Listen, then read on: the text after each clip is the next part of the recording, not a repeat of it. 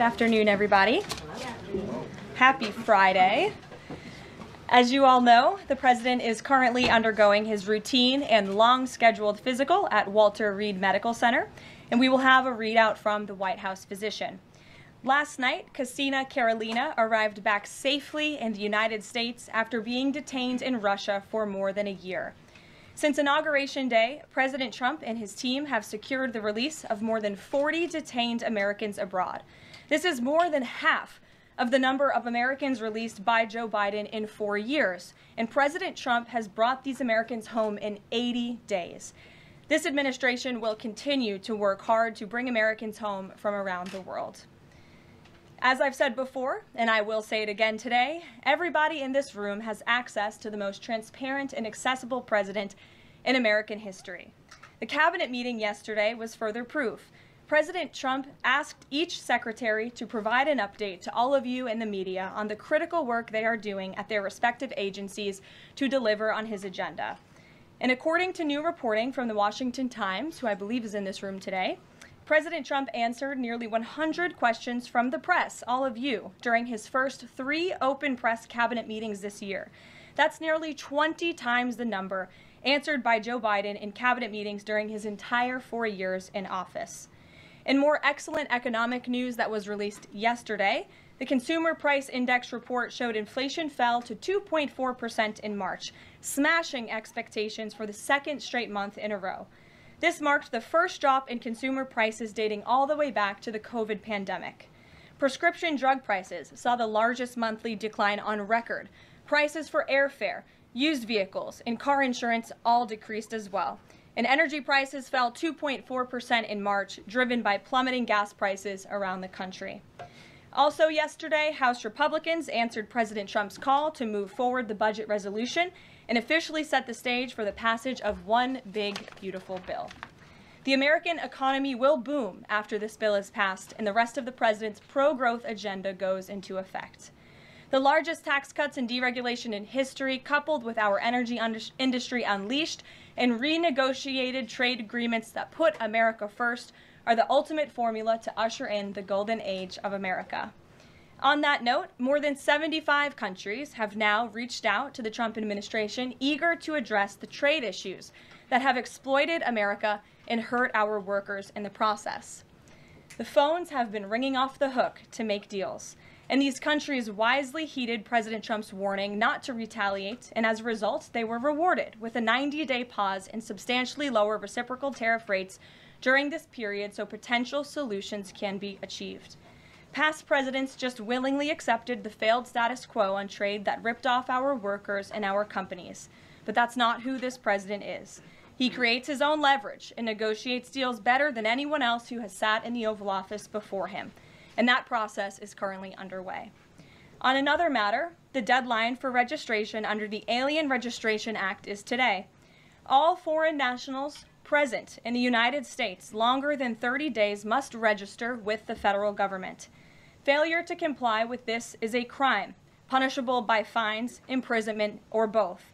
As President Trump and Secretary Noem have both said, if you register and you leave now, you choose to self-deport, you may have the opportunity to return later legally. But if not, you will be arrested, fined, deported, never to return to our country again. The Trump administration will continue to enforce our nation's immigration laws. We will not pick and choose which laws to enforce.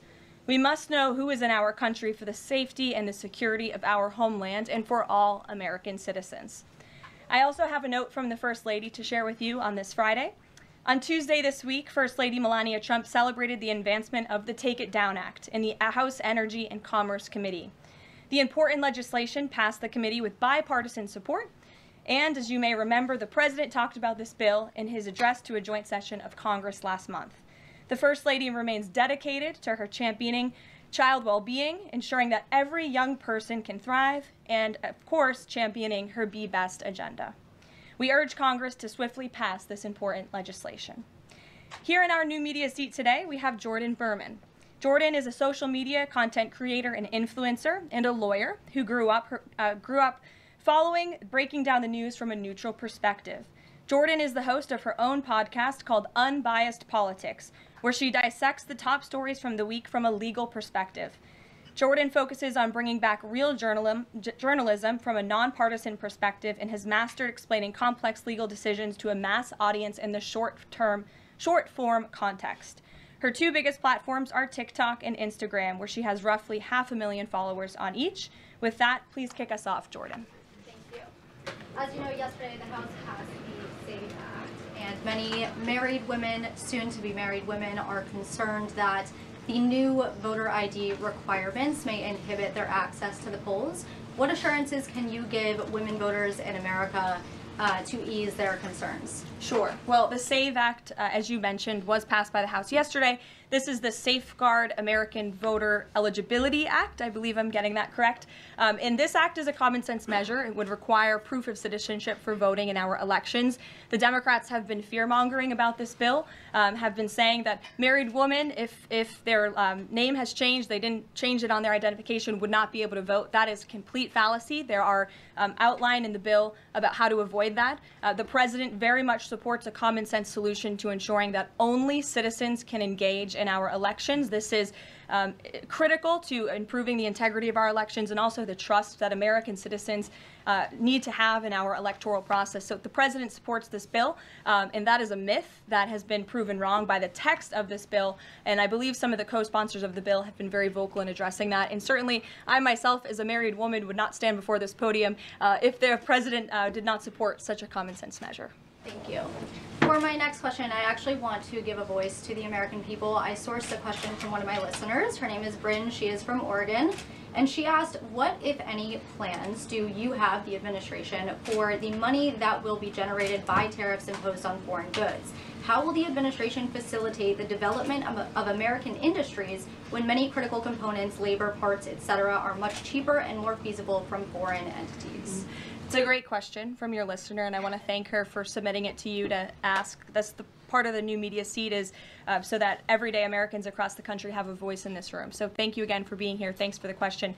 The president's point about his trade and tariff agenda is to bolster our manufacturing industries here in our country, to bring down the cost of living here in our country, and to ensure that we are maintaining critical supply chains here in America. We cannot be dependent on countries like China if we want this country to be strong and wealthy. So the president wants to restore wealth to America by shoring up these jobs here at home, which will result in good paying jobs and higher wages for the American public. And so Americans should trust in that process. He effectively implemented tariffs in his first term while driving down the cost of living in this country, and that's what he's focused on doing again. Thank you. As a follow-up question, could I just ask, are there any specific ideas that the administration has as to what that revenue, specific tariff revenue, will be used for? Yes, to the heart of your question, the president has spoke about the trillions of dollars that he expects in revenue from tariffs and how we can use it to pay down our debt and to ensure that we are no longer faced with a crippling national debt in the trillions that is going to bankrupt our nation for future generations. So that money coming back home will make America in the green rather than in the red, which any small business owner across the country, I believe, can appreciate. Thank you so much. Thank you. Kelly. Hey. Tomorrow there will be negotiations between the United States and Iran and Oman. What are the president's chief goals for that, and is he satisfied with how Iran is responding to this? They don't want direct face-to-face negotiations, instead sort of old-school shuttle diplomacy where they're in separate rooms and messages are passed back and forth. So is the president comfortable with the arrangement there, and what is the chief objective? Well, I have spoken to both the president and also his national security team who will be engaged in these discussions. These will be direct talks with the Iranians, and I want to make that very clear. I also spoke to the president just last night about his goal when it comes to Iran, and he has reiterated repeatedly to all of you publicly and also privately to his team here at the White House, his ultimate goal and the ultimate objective is to ensure that Iran can never obtain a nuclear weapon. The president believes in diplomacy, direct talks, talking directly in the same room in order to achieve that goal. But he's made it very clear to the Iranians, and his national security team will as well, that all options are on the table, and Iran has a choice to make. You can agree to President Trump's demand, or there will be all hell to pay, and that's how the president feels. He feels very strongly about it. And can you update us on Mr. Witkoff in Russia and what's happening with direct communications with Vladimir Putin? I can confirm that Mr. Witkoff is in Russia to have direct communications with the Kremlin and with Vladimir Putin. This is another step in the negotiating process towards a ceasefire and an ultimate peace deal in Russia and Ukraine.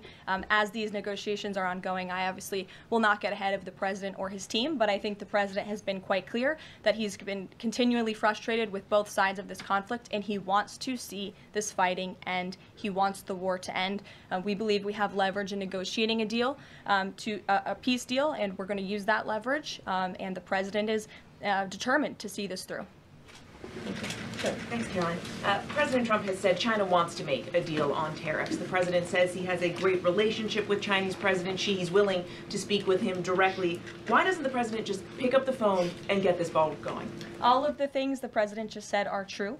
The president, as I said from the podium just a few days ago when I was up here, would be gracious if China intends to make a deal with the United States. If China continues to retaliate, it's not good for China.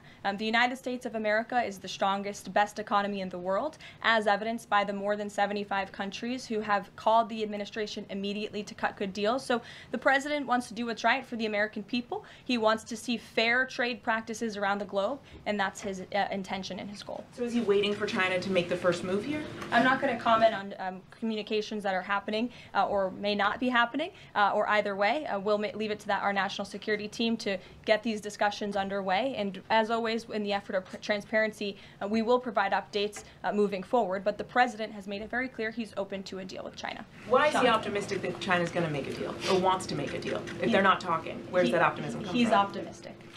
Hey, Sean. why would any of our allies work with us to isolate China in a trade war if we're treating friend and foe alike? You'll have to talk to our allies who are reaching out to us. The phones are ringing off of the hooks. They've made it very clear they need the United States of America. They need our markets. They need our consumer base. You saw Prime Minister Benjamin Netanyahu in the Oval Office with the president saying that he was going to bring down all of their monetary tariffs and their non-monetary tariff trade barriers as well. We've heard from South Korea. We've heard from Japan. The president has spoken to Vietnam. We have Italy coming to the White House next week.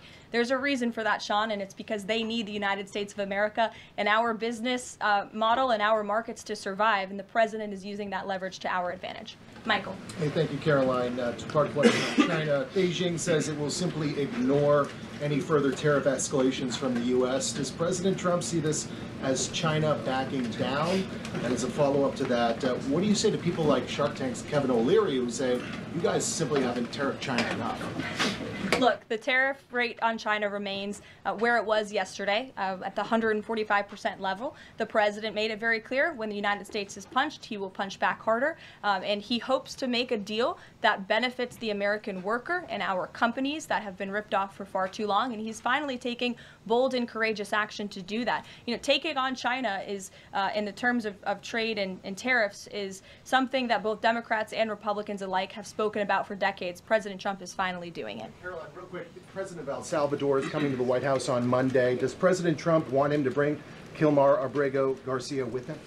The Supreme Court made their ruling last night very clear that it's the administration's responsibility to facilitate the return, not to effectuate the return. I believe the Department of Justice just filed another brief in the lower court. I would defer you to that for any updates. But as you mentioned, President Bukele will be here at the White House on Monday to talk about the cooperation that is at an all-time high. And we very much appreciate President Bukele and El Salvador's cooperation and the repatriation of El Salvadorian gang members who the previous administration allowed to infiltrate our country.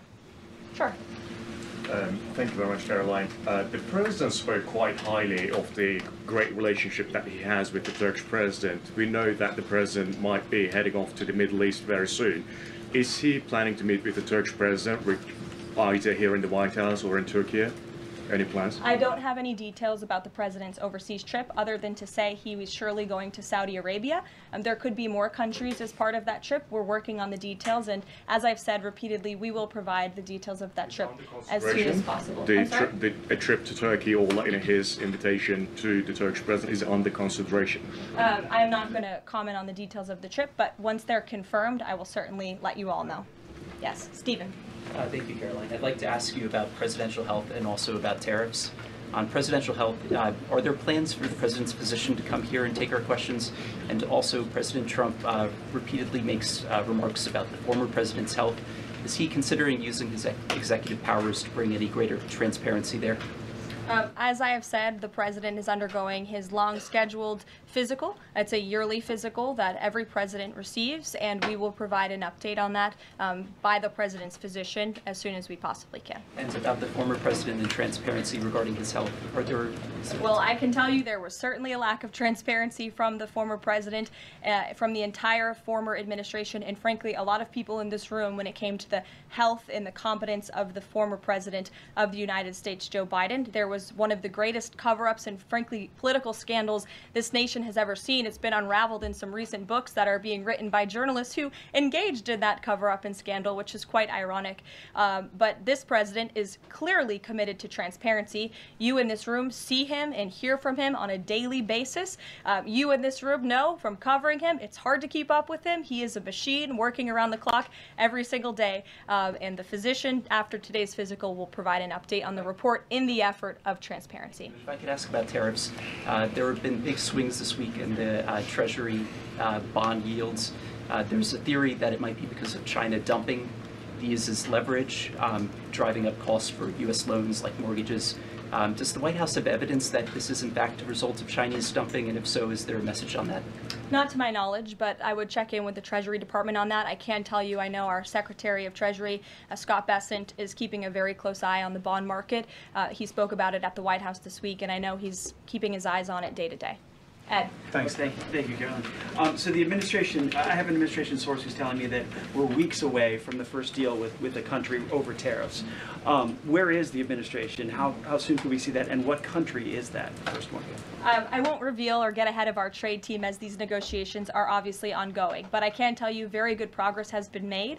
Jameson Greer was on television this morning and I spoke to him, and he confirmed that more than 15 offers are already on the table, which is remarkable in just a mere matter of days. And as I said earlier, we've heard from more than 75 countries around the world. This is a team effort. The president has a team of great, brilliant advisors who have been with him every step of the way, and all of them will be divvying up the workload. And I just want to give the president and his trade team credit for taking this on. This is a massive undertaking. There's no doubt about it. We take it very seriously. The president is determined to renegotiate global trade on behalf of American workers. And again, you've seen people on both sides of the aisles calling for this for years, but I think no other president lacked the courage or maybe the work ethic or the stamina to take on such a task. And I know there were some questions about the president's delayed departure earlier to Walter Reed. I'd like to address it was because he was working on this very issue, so he was running a bit behind this morning. On the 90-day pause, what would the president need to see in order to extend that 90-day pause for countries on tariffs? Well, I think the president addressed this yesterday when he said he's hoping that there will be good deals made before the 90 days is up, and we will cut those deals as soon as we possibly can, country by country, tailor-made deals for each and every country as they all propose unique challenges and unique assets to each country, advantages rather, and when that 90-day mark hits, the president will make that decision then. One more, if I could, on a different subject. So a bird earlier attacked my colleague, Peter Doocy, during a live shot at I'm wondering if that's why Peter is absent from his seat. Is he doing okay? He's recovering. Has anyone checked on him? He's recovering. Is anyone looking into that incident? I could check in with GSA to see if anybody here is looking into it. I also understand there was a mouse in the briefing room earlier today, so I'm hoping somebody checked in on that, as I'm hoping it doesn't run up here and distract me. That would be a good way for all of you to distract me, actually. Have a mouse come run up here. So I'll get an answer for you on that, out of respect for our good friend Peter. Jeff? Why is American consumer confidence so low? Look, I think there's a great optimism in this economy, great optimism for the American people, a lot of reason for people to feel optimistic. The president is, as I just said, trying to renegotiate the global trade agenda that has ripped off the American people for far too long. As he said, this is going to be a period of transition. He wants consumers to trust in him, and they should trust in him. Look at what he did in his first term. And I just want to reiterate all of the reasons to be confident since you asked, Jeff. For those watching at home, yesterday the CPI report, inflation declined massively. Consumer prices are dropping for the first time in years. Energy prices are down. In fact, oil prices are down 20% since this president took office. Wholesale prices fell again. There have been trillions of dollars in investments into this country. Every day the president is signing executive orders to cut regulation, especially when it comes to Environmental Protection Agency, our energy industry. That's going to unleash the economic boom in this country that we saw in the president's first term. So trust in President Trump. He knows what he's doing. This is a proven economic formula. What is he asking of Americans at this time? He talked about transition costs, transition problems. Is he asking something specific for Americans to do? No, I think the president is asking for Americans trust in Trump, as I just said, trust in his economic agenda and formula. It's a proven formula that works. And by the way, clearly the American people do in fact trust him because they did just overwhelmingly elect him to this office. Jennifer. Is he going, I'm asking about the physical, is he undergoing any general anesthesia, and can you outline any of the other tests that he's doing today? He is not. He is undergoing quite a few tests, imaging. Again, it's a it's a yearly physical, so there's quite a lot that goes into it to make sure the president is accomplishing all of his goals, and we will provide a readout of that as soon as we can. And will you be committed to releasing all of the results, as many of the results as possible? Of course, yes. The president's physician will do that. I spoke with him this morning. Sure. Will you guys also consider releasing the president's fitness plan? He actually looks healthier than ever before. Healthier than he did 8 years ago, and I'm sure everybody in this room could agree. Is he working out with Bobby Kennedy? And is he eating less McDonald's? I can confirm the president is in very good shape, as you see, on a near daily basis here. And in that vein, thank God it's Friday. It's been a very long and busy week here at the White House. We will see you all on Monday, and we will release the results of that report as soon as we can. Have a great weekend, everybody. Thank you. Have a great week.